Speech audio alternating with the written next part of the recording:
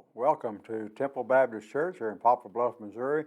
We are honored if you have joined us this morning. We're going to be in Matthew chapter 6. We're talking about the Sermon on the Mount.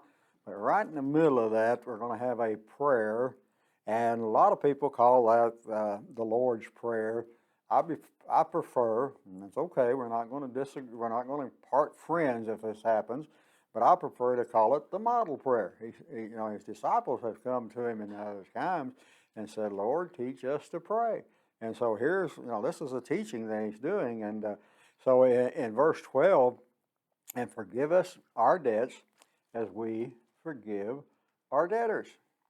Now, the Jewish audience that was at Jesus' Sermon on the Mount, when they were listening to this, it was startling to them. He preached with authority. He had authority, and he preached with it, and his messages challenged them to reconfigure or think about their understanding of righteousness and the coming of God's kingdom. So they done that. And I think probably most people that have read the Bible are familiar with the sermon teaching, the Sermon on the Mount, and but you're probably able to recite the model prayer or the Lord's Prayer. We read it. It's there. I've been known to be laying in bed, not able to sleep, and just start reciting the Lord's Prayer, model prayer, and usually I drift off to sleep. The devil leaves you alone. But let's consider the significance of the word as. It's a little just two-letter word for this pattern of prayer, and it's located in the center of the sermon here. With the understanding, we need to understand this, that God's ultimate authority, the words in verse 12 hold a great deal of deep meaning. God, in his power, forgives completely. He's proficient.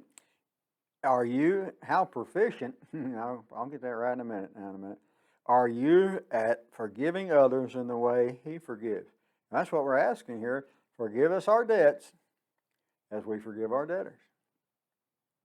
Now, if we're not forgiving, God's not going to forgive. That's what we're asking for. So does anyone come to mind who has, it's always wronged you, you never wronged them. You have to receive either an apology or a restitution.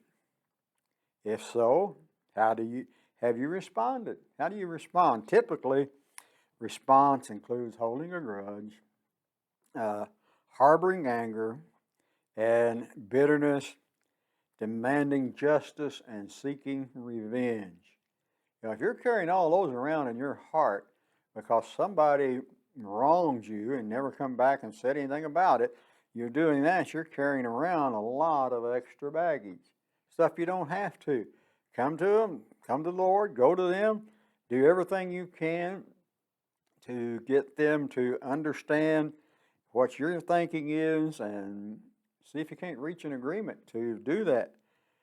Do we really want God to forgive us in the same way we forgive others? Think about that. We're asking him to forgive us our debts as we forgive our debtors. How are we treating people?